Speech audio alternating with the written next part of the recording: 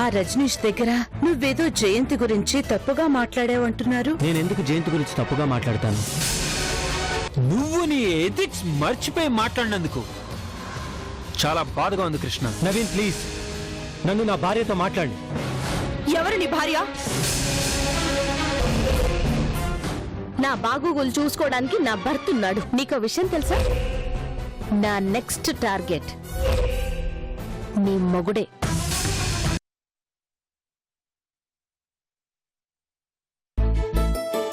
జై రెడీయా? లేట్ అవుతుంది, కనీసం హాఫ్ అన్ అవర్ ముందైనా మనం అక్కడ ఉండాలి. జై నేను రెడీగానే ఉన్నాను నవీన్. ఓకే సరే, అన్ని తీసుకొస్తున్నావు కదా? ఏం మర్చిపోలేదు కదా? ఏమీ మర్చిపోలేదు. సరే బయలుదేరా. నీదే ఆలస్యం. Okay let's go. నవీన్ ఒక్క నిమిషం.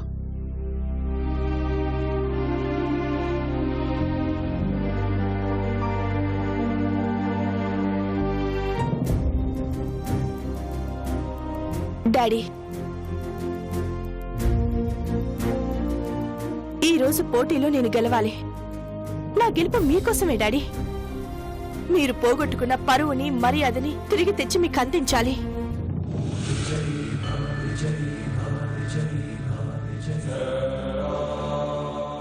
ఈ పోటీకి ఆ భార్గవి ఖచ్చితంగా వస్తుంది డాడీ. నా మీద పంతంతో అయినా గెలవాలని చూస్తుంది. ఇప్పటికే నా నోటి దగ్గరకు వచ్చిన అవకాశాన్ని లాగేసుకుంది. ఈసారి మాత్రం ఈ అవకాశం నాకు దక్కాలి. మీ కూతురు గెలుపు మీ గెలుపు కావాలి. నన్ను దీవించండి డాడీ. జై, మీ నాన్నగారు ఆశీస్సులు నీకు ఎప్పుడూ ఉంటాయి. ఆయన ఎప్పుడు నువ్వు గెలవాలనే కోరుకుంటారు. నువ్వు నమ్మకంతో బయలుదేరు. సక్సెస్ మందే. Come on let's go.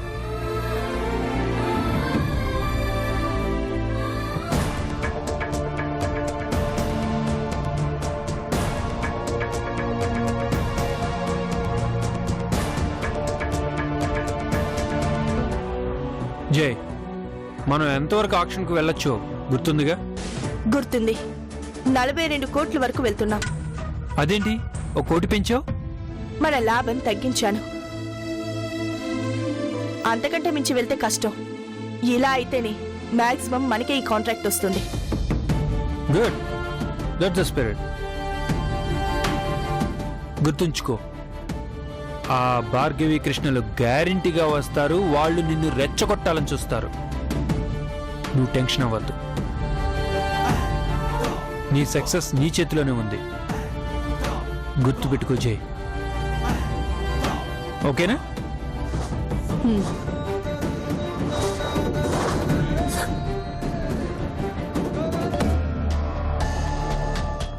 ఏం రాజా రమ్మన్నావు? మీకు ఆఫీస్లో ఏదైనా ఇంపార్టెంట్ పని ఉందా? ఇంపార్టెంట్ అంటే అంత అర్జెంటుగా చేయాల్సిన పని అంటూ ఏమీ లేదు. ఏం రాజా, ఎక్కడికైనా వెళ్ళాలా? వెళ్ళాలి మూర్తి గారు. రైలు నిలయంలో రైల్వే కాంట్రాక్ట్ కి సంబంధించి ఆక్షన్ జరుగుతుంది. మీరు అక్కడికి వెళ్ళి రావాలి. అక్కడికి ఎందుకు రాజా? మనమేం పార్టిసిపేట్ చేయట్లేదు కదా, మనం ఎందుకు వెళ్ళాం? మనం పార్టిసిపేట్ చేయకపోయినా మనకి కావాల్సిన వాళ్ళు ఆక్షన్కి వస్తున్నారు మూర్తి గారు. ఎవరు రాజా? కృష్ణ అంకుల్, జయంతి ఆంటీ. వాళ్ళిద్దరూ ఆ ఆక్షన్లో పోటీ పడబోతున్నారు. ఇప్పటికే ఎక్స్పోర్ట్ ఆర్డర్ మిస్ అయిందని జయంతి గారు చాలా టెన్షన్లో ఉన్నారు. ఇటు చూస్తే భార్గవి అంత తేలిగ్గా ఓటమిని ఒప్పుకునే మనిషి కాదు. ఒకరికి అవసరం, మరొకరికి వినోదం. ఎవరు గెలుస్తారో ఎవరు ఓడిపోతారో అని టెన్షన్గా ఉంది. ఈసారి జయంతి గారే గెలుస్తారు రాజా. అంత నమ్మకంగా ఎలా చెప్పగలరు? ఒకసారి తన వల్ల ఎక్స్పోర్ట్ ఆర్డర్ మిస్ అయినందుకు కృష్ణ గారు ఇప్పటికే చాలా బాధపడుతున్నారు కదా. అందుకే ఏదో రకంగా మీ అత్తయ్యను గెలిపించే ప్రయత్నం చేస్తారు. నాకు అనుమానమే మూర్తి గారు. అంకుల్ని అనుకోకుండా ఎండీని చేసిందా భార్గవి. ఆయన ఎట్టి పరిస్థితుల్లోనూ ఆ సీట్కి అన్యాయం చేయరు. పైగా భార్గవి కూడా పక్కనే ఉంటుంది. అంత తేలిగ్గా ఆప్షన్ వదులుకోరు. పోనీ నువ్వు వెళ్ళి మీ అత్తయ్యకి సాయం చేయొచ్చు కదా. ఆవిడకి ఆ కాంట్రాక్ట్ రావడానికి నీ వంతు సాయం నువ్వు చేయడం మంచిదే కదా. లేదు మూర్తి గారు, ఇప్పుడు నేను అక్కడికి వెళ్తే ఆయనకి సహాయంగా వచ్చానని ఆంటీ అనుకుంటారు. ఆంటీకి సహాయంగా వచ్చానని భార్గవి అనుకుంటుంది. దానివల్ల ఎటు చూసినా అంకులే ఎక్కువగా ఇరుక్కుంటారు. నేను వెళ్ళడం కుదరదు కాబట్టి మిమ్మల్ని వెళ్ళి ఏం జరుగుతుందో చూసి చెప్పమంటున్నాను. సరే రాజా, వెళ్తాను.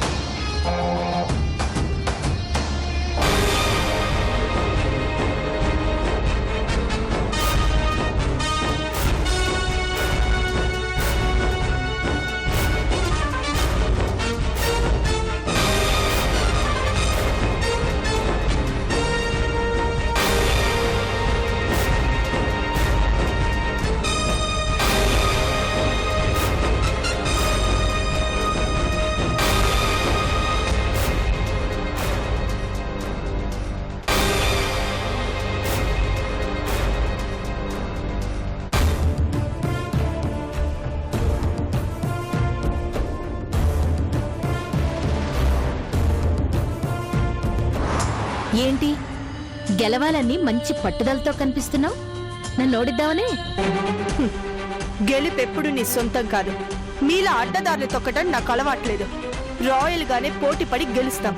చూడు చూడు, నీ మీద పోటీకి ఎవరిని తీసుకొచ్చాను? నువ్వు గెలిస్తే నా మీద గెలిచినట్టు కాదు, నీ భర్త మీద గెలిచినట్టు. కానీ మా నాన్నగారు గెలిస్తే నేను నీ మీద విజయం సాధించినట్టు. సో విజయం ఎప్పుడు నాదే. చూద్దాం. భార్గవి, అనవసరమైన మాటలెందుకు? ముందు మనం ఎందుకు వచ్చామో ఆ పని చూద్దాం పద.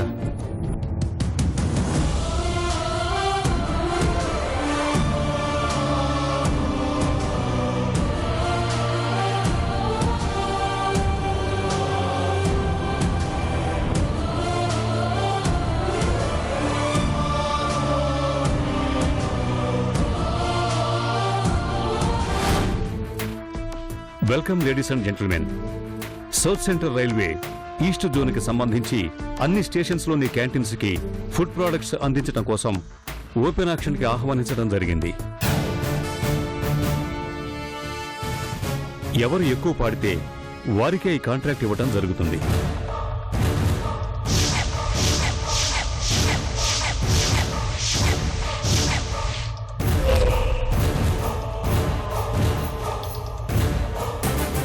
పాట 3 సార్లు అనౌన్స్ చేసిన తర్వాత ఆపడం జరుగుతుంది. గవర్నమెంట్ వారి పాట 25 కోట్లు.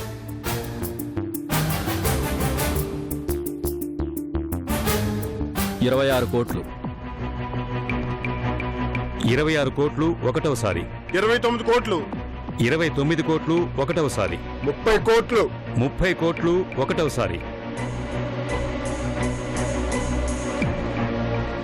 30 కోట్లు రెండవసారి. 35 కోట్లు.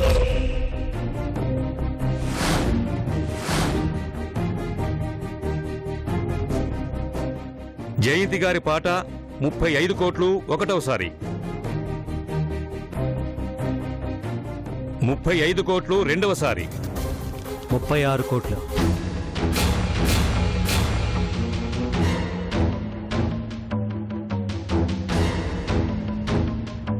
36 కోట్లు కృష్ణప్రసాద్ గారి పాట ఒకటవసారి.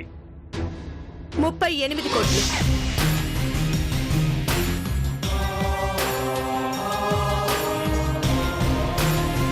38 కోట్లు జయంతి గారి పాట ఒకటవసారి. 40 కోట్లు. ముఖర్జీ గారి పాట 40 కోట్లు ఒకటవసారి.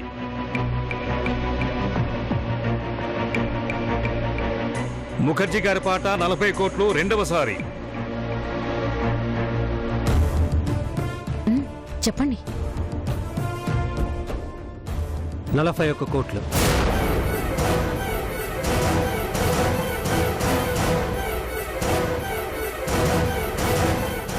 కృష్ణప్రసాద్ గారి పాట 41 కోట్లు ఒకటవసారి.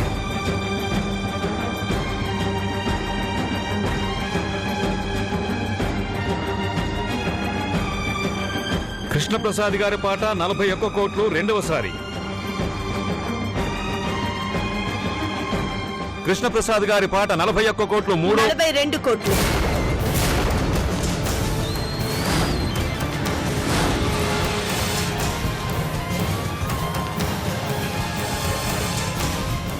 జయంతి గారి పాట ఒకటవసారి 42 కోట్లు.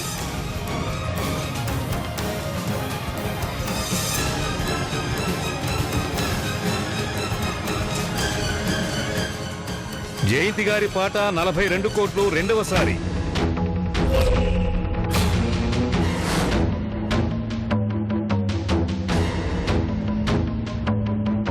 జయంతి గారి పాట 42 కోట్లు రెండవసారి. ఇక చాలమ్మా, ఇప్పటికే మనం లిమిట్ దాటిపోయాం. ఆపే. దేనికైనా ఒక హద్దు ఉంటుంది, ఒక రేంజ్ ఉంటుంది. ఆ రేంజ్ దాటిపోకూడదు. నా మాట విను. అలాగే నాన్నగారు. జయంతి గారి పాట 42 కోట్లు రెండవసారి.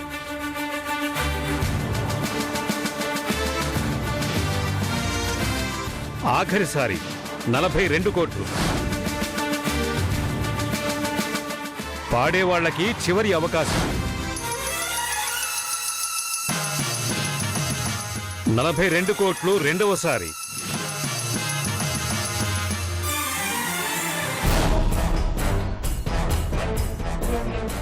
42 కోట్లు 43 కోట్లు.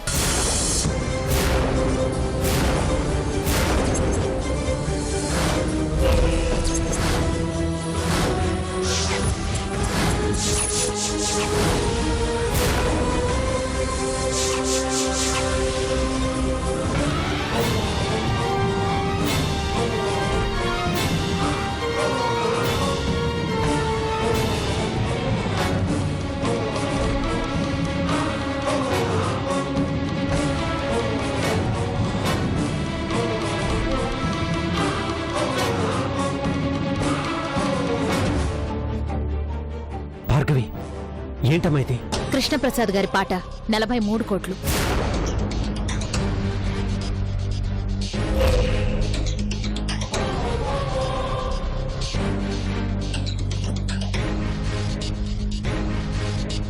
కృష్ణప్రసాద్ గారి పాట ఒకటవసారి 43 కోట్లు.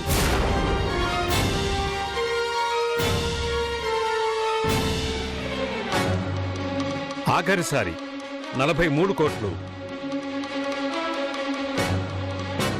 కృష్ణప్రసాద్ గారి పాట 43 కోట్లు రెండవసారి. కృష్ణప్రసాద్ గారి పాట 43 కోట్లు మూడవసారి.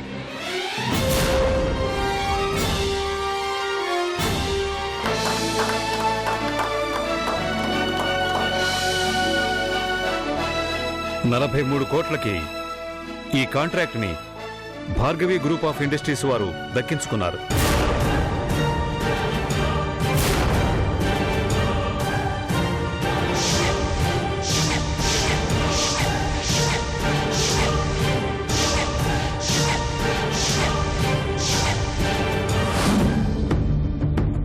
నాన్నగారు, ఆ ఫార్మాలిటీస్ చూడండి.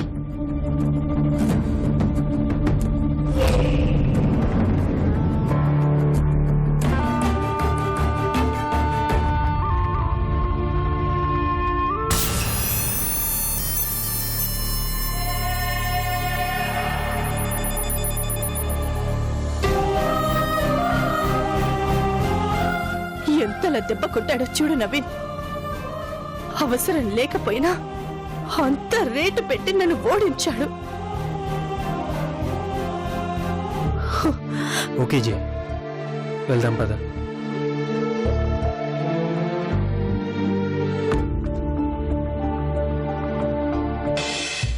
కంగ్రాచులేషన్స్ భార్గవ్ గారు, మొత్తానికి కాంట్రాక్ట్ దక్కించుకున్నారు. కానీ మీరింత దూరం వస్తారని అస్సలు ఊహించలేదు. ఇది నా గొప్పతనం కాదండి, అంతా మా నాన్నగారి ప్లాన్. మాకు పోటీగా జయంత్ వస్తుందని డాడీకి బాగా తెలుసు. ఎంతైనా మాజీ భార్య కదా. ఆవిడ కాంట్రాక్ట్ సాధించటంలో ఎక్కడ రైజ్ అవుతుందో, ఎక్కడ లొంగదీయాలో డాడీకి బాగా తెలుసు. అందుకే ముందు మా డాడీ పాట పాడి ఎంతవరకు లాగాలో అంత లాగించారు. ఆ తర్వాత నా చేత పాడించి ఆ జయంతిని ఓడించారు. మాతో పోటీకొస్తే ఎలా చావు దెబ్బ కొట్టాలో ఆ జయంతికి ప్రాక్టికల్గా చూపించాలనుకుని ప్లాన్ చేసుకున్నాం. అనుకున్నట్టే చేసి చూపించాం. ఇప్పుడు అర్థమై ఉండాలి మా డాడీ పవర్ ఏంటో.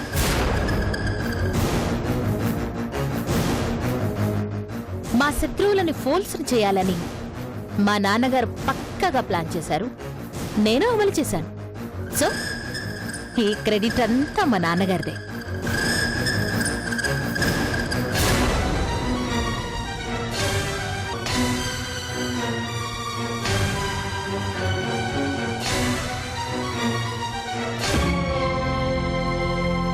ఓకే జీ, వెళ్దాం పద.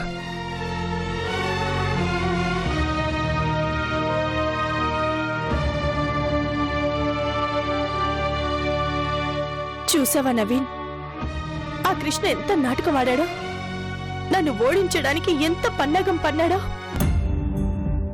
ఇక్కడేం మాట్లాడుకు జే. ఇట్స్ ఓకే, బీ కూల్, వెళ్దాం పద.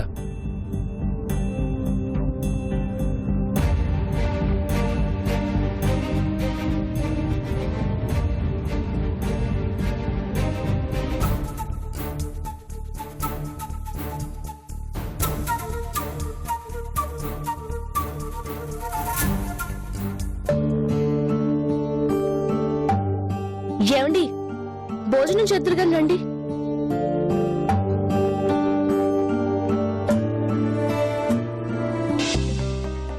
ఏమండి, మిమ్మల్ని భోజనానికి రండి. ఇప్పుడు కాదు, తర్వాత తింటాలే చందు. టైం ఎంత అయిందో చూసారా? ముందు భోజనం చేసి ఆ తర్వాత తీరిగ్గా కూర్చుని ఆలోచించుకోండి. రండి. హలో, చెప్పండి మూర్తి గారు, ఏం జరిగింది? ఈసారి కూడా భార్గవే గెలిచింది రాజా. భార్గవి గెలిచిందా? ఎలా? 26 కోట్లతో మొదలైన పాట 43 కోట్ల వరకు వచ్చింది రాజా. 41 దగ్గర మీ మామగారు ఆగిపోయారు. జయంత్ గారు 42 అన్నారు. అప్పుడు భార్గవి ఆగిపోయింది. అంతకన్నా ముందుకెళ్ళొద్దని మీ మామగారు భార్గవికి చెబుతూనే ఉన్నారు. అప్పుడు భార్గవి సరైనది కూడా. మరేమైంది? కానీ ఆఖరి నిమిషంలో భార్గవి 43 కోట్లనేసింది. అసలు అంత దూరం వెళ్లాల్సింది కాదని అందరూ అనుకుంటూనే ఉన్నారు. కానీ వింటేగా కావాలని ఆ భార్గవి ఆ పాట పాడింది. జయంతి గారిని ఓడించడం కోసమే ఈ పాట పాడింది రాజా. అంటే ఈసారి కూడా జయంతి అంటే ఓడిపోయారా? అవును రాజా. ఛా!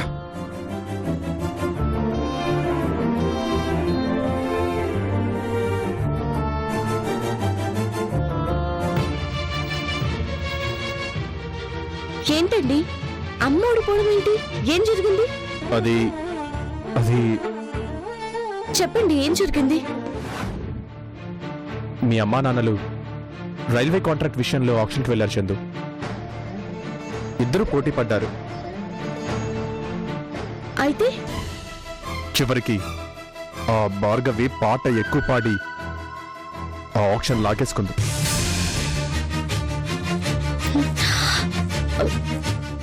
అంటే ఈసారి కూడా అమ్మను ఓడించారా? ఎందుకు డాడీ పని కట్టుకుని అమ్మ మీద ఇలా పగ సాధిస్తున్నారు? ఇందులో మీ డాడీ తప్పే ఉంది చందు. అది ఆక్షన్. ఎవరు ఎక్కువ పాడితే వాళ్ళకొస్తుంది. అయినా ఇందులో మీ డాడీ పొరపాటే ఉంది. ఆ భార్గవే అయిపోయిందనుకున్న పాటని రేస్ చేసి కావాలనే పెంచి పాడిందంట. హా? డాడీ చెప్పకుండానే భార్గవి పాడుతుందా, కావాలని నష్టపోతుందా? ఇదంతా డాడీ చేయించుంటారు. బాగుంది. నువ్వు అటు తిప్పి ఇటు తిప్పి మళ్ళీ మీ నాన్నని ఎందుకు మధ్యలో ఇరికిస్తావు? ఆయన తప్పేం లేదు.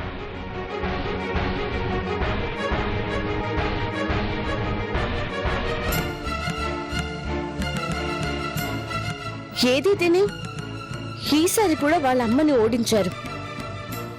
ఇంకా ఏమేం చేస్తారో అమ్మని.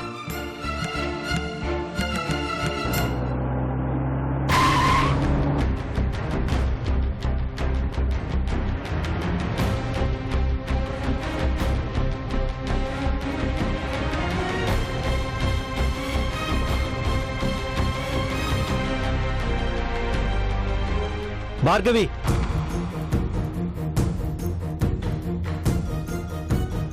ఎందుకు ఇలా చేశావు? ఇలా చేశానంటే ఎలా అని మీ ఉద్దేశం? అదే, ఎందుకు 43 కోట్లు పాడావు?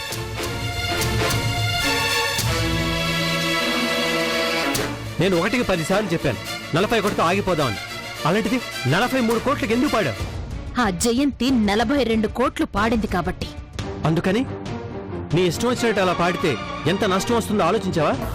నాకు నష్టం వచ్చినా పర్వాలేదు, గెలుపు కావాలి.